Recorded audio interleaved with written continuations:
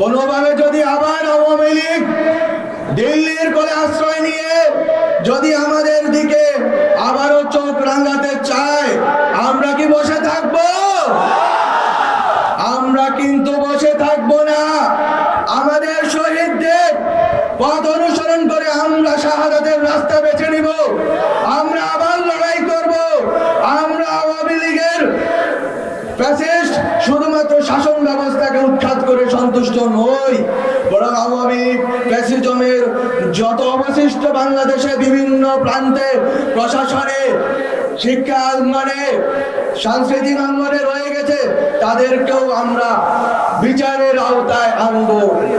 তাদেরকে বিচারের আওতায় এনে আমরা শহীদদের যেই আকাঙ্ক্ষা ছিল, এই আকাঙ্ক্ষার বাস্তবায়নের দিকে এগোবো।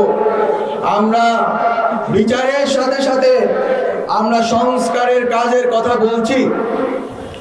অলরেডি অনেকগুলো কমিশন সংস্কারের প্রস্তাবনা প্রস্তুত করেছেন।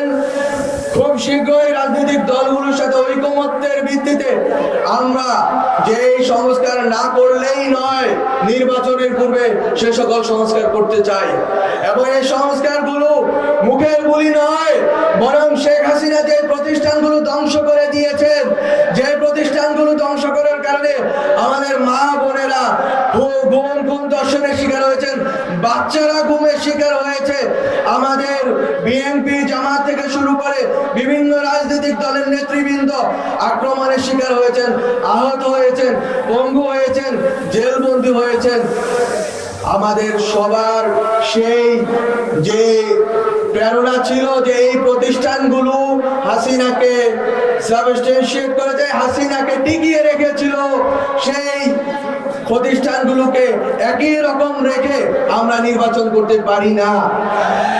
আমাদের নির্বাচন করার আগে অবশ্যই হাসিনার এই প্রতিষ্ঠানে হাসিনার যে দালালরা আছে, ফেসিবাদের যে দালালরা আছে, তাদেরকে উৎখাত করে এবং খুনিদের বিচার করে আমাদেরকে নির্বাচনের দিকে এগোতে হবে। তৃতীয় যে কথাটি বলবো, বাংলাদেশে সেরা শাসন আসার কোনো প্রেক্ষিত নেই। আমরা এবার কারো মদদে, কোন রাষ্ট্রের মদদে হাসিনাকে উৎখাত করিনি।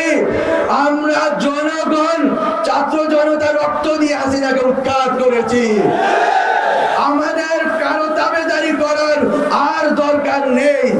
আমরা হাসিনার দাবেদারি করার যেই প্রক্রিয়া, সেটাকে নস্যাৎ করে দিয়ে নিজেদের রক্তের বিনিময়ে স্বাধীনতা এনেছি। বলতো আমরা কারো কাছে আর মাথা নত করব না। আমরা ৩রা আগস্টেই বলেছিলাম 111 চাই না। 111 নিয়ে নিচে ভয় পাওয়ার কিছু নেই, বরং আমরা বলবো, রাজনৈতিক দলগুলোকে বলবো, আসুন বাংলাদেশ পন্থার ভেতর দিয়ে আমরা যারা বেশিরভাগ বিরোধী শক্তি আছি ঐক্যবদ্ধ হই, সরকারকে সহযোগিতা করে এই সংস্কারগুলো করার জন্য। এই প্রতিষ্ঠানগুলো যদি সংস্কারকৃত হয়, তাহলে উপকৃত হবে বাংলাদেশের জনগণ, তাহলে উপকৃত হবে বৈষম্যের শিকার জনগণ।